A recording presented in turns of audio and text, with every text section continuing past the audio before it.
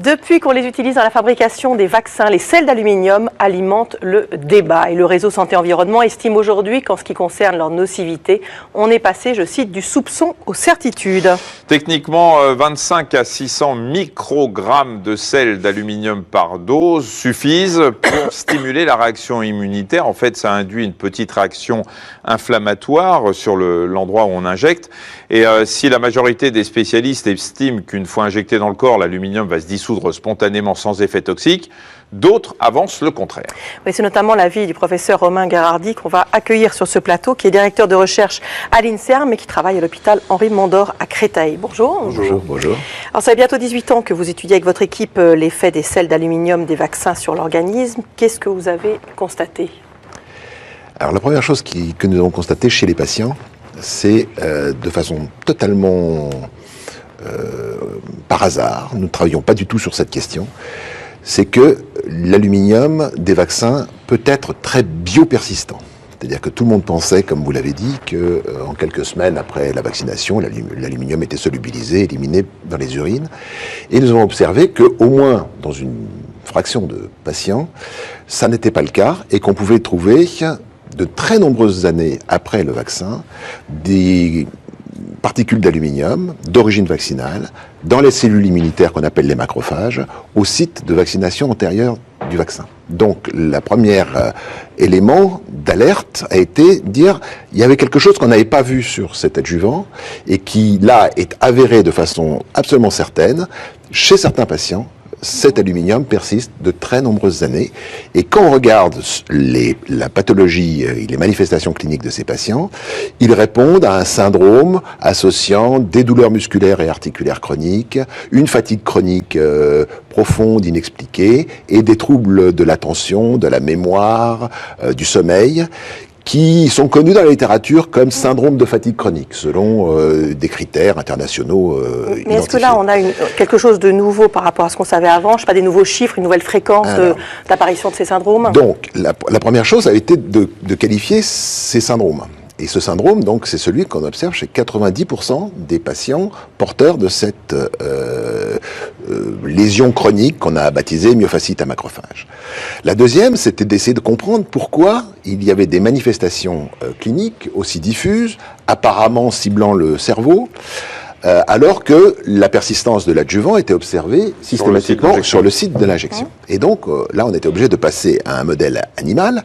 Et donc, nous avons essayé de suivre le destin des particules d'aluminium une fois qu'elles sont injectées dans le muscle d'une souris.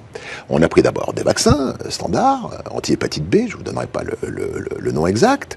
On l'a administré, on a vu apparaître des dépôts d'aluminium à distance dans la rate et dans le cerveau. Et ces dépôts d'aluminium étaient augmentés dans le cerveau jusqu'à 1 an après l'injection intramusculaire. Donc on a voulu comprendre comment cet aluminium se transloquait du muscle injecté vers le cerveau. Et donc là, on est passé à une phase supplémentaire. On a fabriqué un outil particulier avec un cœur fluorescent qui permet de détecter la particule dans l'organisme et une couverture, une enveloppe d'hydroxyde d'aluminium pour essayer de mimer au mieux une particule d'adjuvant. Et là, on a eu la surprise de voir qu'en quelques minutes ou quelques petites heures après l'injection intramusculaire, les particules sont captées par les macrophages, qu'une partie des macrophages va rester sur place, et c'est ceux qu'on va pouvoir voir persister pendant des années dans le muscle, et puis une autre partie va se promener.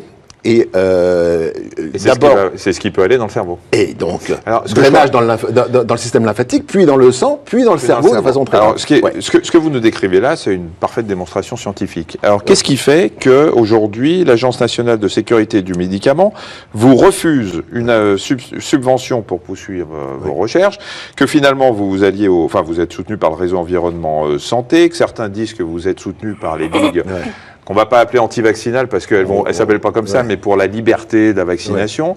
Qu'est-ce qui fait qu'on vous refuse vos subventions? Alors, c'est un lobby du vaccin? Écoutez, ça, moi, j'aimerais bien en savoir exactement les déterminants. Ce que je note simplement, c'est que le projet qui a été refusé est un projet que nous avons traité en amont avec l'Agence du médicament, à leur demande, en disant ils nous ont proposé, vous semblez avoir des résultats nouveaux, vous allez nous les soumettre, on va les expertiser, vous allez nous proposer des études complémentaires, on va les expertiser, et on va faire comme ça une sorte de navette entre vous et nous, entre nos experts et vous, jusqu'à ce que le dossier soit impeccable. Et donc, pendant plusieurs mois en 2010, ce travail, ce cercle vertueux d'interaction entre un groupe de recherche et l'Agence du médicament a eu lieu. Et à la fin, le directeur de l'AFSAPS de l'époque a dit OK, on est arrivé au terme, le projet il est excellent, il semble déceler quelque chose qu'on n'avait pas anticipé et pas vu avant, et donc que ça ouvre la voie sur les facteurs de susceptibilité individuelle, dont on pourrait parler dans un instant si vous voulez, et donc nous étions très tranquilles que l'AFSAPS ayant tout gouverné en amont, ça allait passer comme une lettre à la poste. Et là, surprise, douche froide, le résultat est négatif. Il n'y a pas de subvention.